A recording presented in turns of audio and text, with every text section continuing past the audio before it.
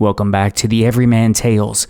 I am Everyman, and the stories you're going to be listening to are appropriate for all ages and any imagination. They're intended for road trips, day trips, afternoon hikes, nap time, bedtime, and every adventure time in between. Get ready to engage your imagination. Get ready for the Everyman Tales. Today's story is going to take us into the Hidden Valley. It's a beautiful, majestic valley teeming with all kinds of wildlife, animals, and some fun friends that you're going to get the opportunity to meet. This is an introductory story to what I hope becomes a wonderful series. Welcome to the Hidden Valley. Gus had been sleeping for a very long time. He started to wake up as soon as he knew the sun was rising. He began to feel the temperatures warm up, and so he pulled himself up, stretched his arms and legs, and moved around, shook his fur, and crawled out of his burrow. You see, Gus had been asleep for a very long time, not just days or weeks, but for an entire season. And now he could feel the ground warming up around him, and he knew it was time to get up and find something to eat. Gus is a groundhog. He lives in the Hidden Valley just as he and his family have lived here for decades. Every fall, when it starts to turn cold and the frost nips in the air, Gus digs himself a burrow, crawls into it, and takes a nice long winter nap.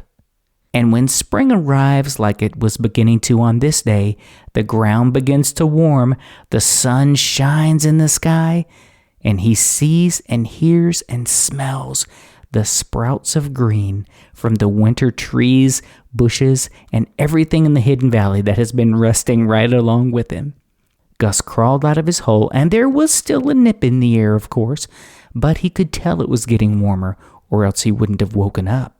He needed to find something to eat, and he knew that this time of year, the green shoots that were starting to sprout from the dead winter earth, well, they were just delicious and exactly what he was looking for. He shook his fur one more time and headed to where he knew the greens would be the greenest and they would be the freshest, the cave side. He waddled his way down to the top of the waterfall. He knew exactly where the steps were. Badoop, badoop, badoop, down the rocks, all the way to the bottom of the creek. A cave cliff on one side and a hill on the other. He knew that the roots that were poking through the top of the cave would be delicious this time of year. So he crawled his way through the cave looking for some fresh roots. Gus heard a noise. He stopped. He froze in his little tracks, and he turned his head. Not to fear, it was just one of the many families of deer who were also starting to forage in the creek bed. They saw Gus and continued to look for breakfast. All the animals in the Hidden Valley had grown to know each other over the years and knew that they were really of no threat. Gus found himself some nice fresh roots, freshly sprouted, and had himself a delicious breakfast. He went down to the creek bed, which was full at this time of year, and washed his face in his fur, took a nice long drink, and thought about what he wanted to do on this first day of spring. Now, when I say that Gus waddled, it was much less of a waddle than he had crawled into his burrow with several months earlier. And Gus realized this. When he had crawled into his burrow, he did look like an otter who had spent too much time in the buffet line. But now some of that fat had been used to keep his body in healthy condition while he slept the winter away. And he was quite the svelte-looking groundhog at this point. So he waddled his way, much less of a waddle, much more of a jog, down the creek bed to where the cattle field was. That was where some very nutritious grass was to be eaten. Farmer G down the road always took care of his cattle with the best grass, the best feed, all of the yummy nutrients that those big cattle needed and that some little groundhogs needed as well. He crawled down the road, down the creek bed, he got up on the hillside, and he started to munch away at the greens that were intended for cattle but happened to feed a certain groundhog we know as well. Gus decided to make his way through the fence line up the side of the mountain. Up the hill he went, boop-a-doop-a-doop-a-doop, just the same way he had gone down to the creek bed below. When he reached the top of the hill, he took a nice long stretch, looked around, and saw all the area that he had to roam. It was a beautiful valley, green rolling hillsides with tree-capped ridgelines.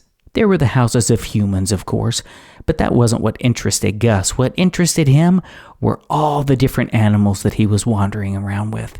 He saw turkeys, deer, foxes. There was the occasional coyote, but he tried to avoid them.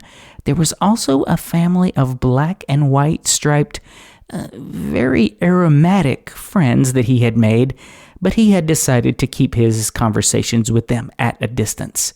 And then there were the dogs. Neighborhood dogs would always come to play with Gus, and they scared him because he didn't know what to do. So he would always run to the creekside and hide himself in the caves around the creek, or he would dash into his burrow until all the neighborhood dogs went away. He was sure they just wanted to play, but that they were so big and fast, they just scared Gus.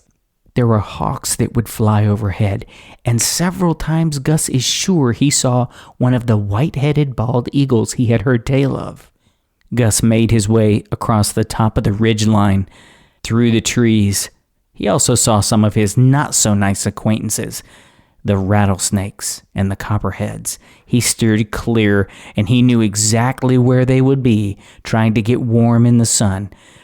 Gus thought that was not a bad idea. He was kind of chilly himself, but he didn't risk going anywhere near those snake beds or where they would try to warm themselves on the warm rocks. He decided to go in front of the house into the creek bed where it was at its most shallow. Now, he knew he had a risk of being seen, but he also knew that right beside the creek is where some luscious, delicious green fern sprouts would be growing. Gus made his way back down the hillside, through the driveway of the house, carefully listening and carefully looking to see if the neighborhood dog would see him. Nothing this morning. So he made his way around the garage, down to the shallow part of the creek bed, and began to munch away. That was when Gus heard a sound that made him jump. It was a cracking sound, and then it sounded almost like an ocean was falling down on top of the creek bed below him. He looked, and he saw a tree, the size of which he had never looked up at before, crashing down into the creek bed. It made the ground shake underneath Gus's paws, all the way up. Must have been 100 yards away, and Gus began to shake. He'd never seen a tree fall like that before, but he had to go see exactly what had happened. So he dashed, well, as much as a groundhog can dash. He waddle-dashed down to the top of the waterfall where he could look down into the creek bed, and he saw a tree as big around as 5 bear bodies. Oh, and also he remembered he had to be careful for the bears. They could be friendly sometimes, but sometimes they were not very friendly to the groundhogs. So he also was watching out for the bears in the neighborhood. But the tree that had fallen had come off the cliffs on the right side of the creek bed, crashed across the creek, across the upward part of the hill, and all the way to the top of the other side of the creek bed. Gus had no idea that something so huge could make so much noise and cause so much destruction. Part of the cliffside had fallen down when the tree came down, and then there were all the limbs that looked like they had exploded as soon as they hit the ground. Gus didn't know what to do. Oh, yes, he did. He saw those tree limbs, and he saw the sprouts and buds coming off of them, and he felt his tummy rumble, and he made a dash for those tree limbs. He ate until he had his full of all of the sprouting little leaves and buds that had begun to sprout as soon as the sun had begun shining this spring. Oh, and Gus was a happy groundhog. He looked at the tree and thought to himself, that is a very easy way to get from one side of the creek to the other, without having to go down through the water, or sometimes find a way across when the water was so high because of snowmelt or a heavy rain. Gus now had a permanent bridge across the creek. And as he sat there and watched, he thought to himself, I wonder what other animals are going to use that huge tree trunk as a bridge over the creek. Gus took a stretch. Oh, the sun was up in the sky now, and he decided it might be time for a little nap. So Gus made his way back up the creek. He crawled up out of the creek bed, through the yard, and into his burrow. Gus thought today was a good day in the Hidden Valley. He rolled himself around into a little furry ball, plopped his head down, closed his eyes, and drifted off to a nice, peaceful nap. We're going to hear a whole lot more about the Hidden Valley, have no doubt. Not just from Gus either, although Gus is a lot of fun, and we're going to hear more from him in stories in the future. Thank you for tuning in to the Everyman Tales so much. I really do appreciate it. Be sure to follow me at the Everyman Tales podcast on my Facebook page, or here on Podbean, or whatever service you're listening to me on.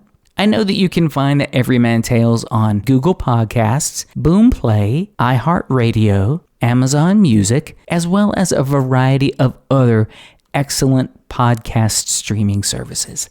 Be sure to share my stories and tune in next time where we will engage your imagination here on the Everyman Tales.